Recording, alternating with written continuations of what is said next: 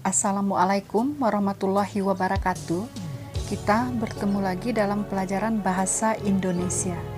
Kali ini kita akan membahas tentang unsur kebahasaan dalam surat lamaran pekerjaan. Mari kita ikuti tayangan berikut ini. Tahukah kamu unsur kebahasaan dalam surat lamaran pekerjaan itu? Nah, ini dia. Ada kata baku, ada tanda baca dan ejaan, ada bahasa santun dan kalimat persuasif. Unsur kebahasaan ini akan kita bahas satu persatu dalam tayangan berikut ini. Mari kita simak, check it out. Baiklah, kita mulai dari yang pertama. Yang pertama yaitu kata baku. Kata baku itu apa? Ya, kata baku adalah kata yang penulisan dan pengucapannya disesuaikan dengan pedoman umum ejaan bahasa Indonesia ataupun kaidah kata yang telah ditentukan. Kata baku yang kita susun dalam sebuah kalimat akan menjadi kalimat baku. Ini contohnya, mereka membeli obat di apotek. Apotek adalah kata baku dan Baiklah, kita lanjutkan kalimat baku. Yang kedua, tanda baca dan ejaan yang tepat. Tanda baca seperti titik, koma, tanda seru, dan tanda tanya. Di dalam sebuah kalimat, sangat mudah menemukan tanda-tanda baca tersebut. Namun, selain dari 4 tanda baca yang terdapat di dalam slide ini, masih banyak lagi tanda baca yang lainnya yang perlu kamu ketahui. Dan kalau kamu membaca sebuah kalimat, sangat mudah menemukan penggunaan tanda baca di dalam kalimat tersebut. Kita contohkan dengan tanda titik. Tanda titik itu biasanya kita pakai pada alamat surat, yaitu YTH titik. Dan kita juga bisa melihat contoh tanda koma yang kita pakai untuk memisahkan tempat dan tanggal surat. Contoh, Batu Sangkar, 15 Juli 2020. Oke, Nak, kita lanjutkan ya. Mohon diperhatikan dengan saksama. Baiklah, Nak. Sekarang kita lihat penggunaan ejaan yang tepat untuk tempat dan tanggal surat. Kamu bisa lihat yang pertama tertulis Batu Sangkar titik 15 Juli 2020. Itu salah ya, Nak ya, karena batu sangkarnya dengan tanggalnya diberi tanda titik, dan pada akhir di belakang angka 20 itu ada juga titik. Itu salah.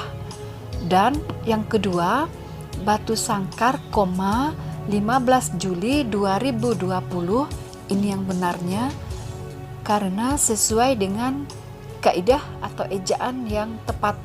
Sementara yang ketiga, Batu Sangkar 15 ada garis miring, 07 ada garis miring 2020. Jadi pemakaiannya kurang tepat. Baiklah siswa, kita ke slide berikutnya. Ada ejaan yang tepat untuk alamat surat. Penulisan alamat surat tidak memakai kata kepada. Kalau misalnya kamu temukan ada kata kepada, berarti penulisan alamat surat tersebut salah. Ini contohnya, kepada YTH titik, pimpinan PT Suaka Maju, Jalan Sudirman nomor 15, Padang. Itu salah ya, karena ada kata kepada. Dan untuk yang salah berikutnya, sesudah YTH itu diberi tanda koma. Salah ya. Sementara yang kita tahu berdasarkan aturannya, sesudah YTH itu ada titik. Ini yang benarnya pada bagian ketiga, YTH titik, pimpinan PT Suaka Maju, Jalan Sudirman nomor 15, Padang. Tidak diakhiri titik karena alamat surat bukanlah sebuah kalimat. Kita lanjutkan. Kita ke ejaan yang tepat untuk salam pembuka. Penulisan salam pembuka ini diawali oleh kata dengan hormat. Dengan hormat itu D-nya kita tulis dengan huruf besar atau kapital dan H-nya kita tulis dengan huruf kecil. Untuk yang nomor 1 atau contoh yang pertama itu salah karena H-nya huruf kapital dan diakhiri juga oleh tanda titik. Untuk yang kedua, dengan hormat ada tanda koma namun tetap salah karena H-nya huruf kapital. Begitu juga dengan yang ketiga, diakhiri oleh tanda titik, sedangkan yang terakhir itu benar dengan hormat, D-nya huruf kapital, H-nya huruf kecil dan diakhiri oleh tanda koma. Oke nak, kita lihat yang selanjutnya. Di sini ada ejaan yang tepat untuk paragraf pembuka. Paragraf pembuka ini bisa kita buat dengan dua cara, tergantung dari sumber penulisan surat tersebut. Jika surat yang kita buat berdasarkan inisiatif sendiri, pada bagian paragraf pembuka langsung ditulis saya yang bertanda tangan di bawah ini, atau adapun kualifikasi diri saya adalah. Sedangkan untuk surat yang kita buat berdasarkan iklan, paragraf pembukanya harus menyebutkan nama harian, mencantumkan tanggal, bulan, dan tahun, dan lowongan pekerjaan yang kita inginkan. Jadi, jika kita menulis surat lamaran pekerjaan berdasarkan iklan, kita harus mencantumkan semua identitas yang kita dapatkan dari harian tersebut. Untuk lebih memahaminya, kita lihat lagi contoh kalimat pembuka berdasarkan iklan. Ini ada contoh 1, berdasarkan informasi lowongan kerja pada situs https://bursakerja.com pada tanggal 12 Juni 2020 bahwa PT Angkasa Raya membutuhkan staf administrasi, bersama ini saya melamar pekerjaan tersebut. Dan ada contoh yang kedua, berdasarkan iklan lowongan pekerjaan yang terdapat pada harian Singgalang, nama hariannya Singgalang kita tulis dengan huruf kapital, tanggal 15 Juni 2020, tentang penerimaan pegawai baru untuk tenaga marketing, baru kita masukkan kualifikasi diri kita. Bisa kamu lihat semuanya, kita memang mencantumkan sumber dari lowongan pekerjaan tersebut dan kita juga mencantumkan lowongan kerja yang mana yang kita inginkan. Kalau di contoh 1 ada staf administrasi dan di contoh 2 ada tenaga marketing. Baik Lana, kita lanjutkan ke paragraf isi. Paragraf isi ini untuk melengkapi paragraf pembuka pada surat lamaran pekerjaan kita tersebut. Nah, paragraf isi ini berisi kualifikasi diri atau identitas diri si pelamar. Ada nama, ada tempat tanggal lahir, ada pendidikan terakhir, dan ada alamat. Penulisan identitas diri tersebut diawali dengan huruf kecil.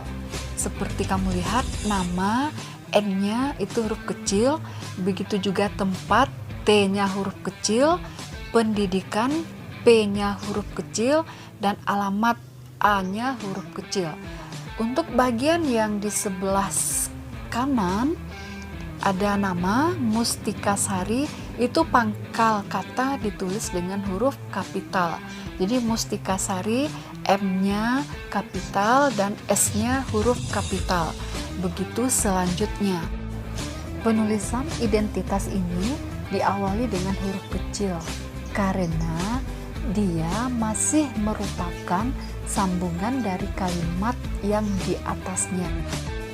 Baiklah siswa, bagaimana? Oke, masih bisa kan kita melanjutkannya? Yang penting kamu harus fokus.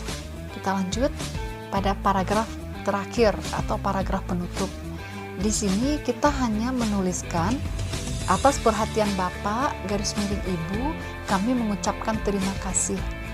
Dalam penulisan ini sering terdapat kesalahan dalam pemakaian ejaannya, karena kamu lihat yang nomor 1 itu ada atas perhatian Bapak Ibu, B-nya huruf kecil dan I-nya huruf kecil. Itu salah ya, bukan, mereka seharusnya pakai huruf kapital.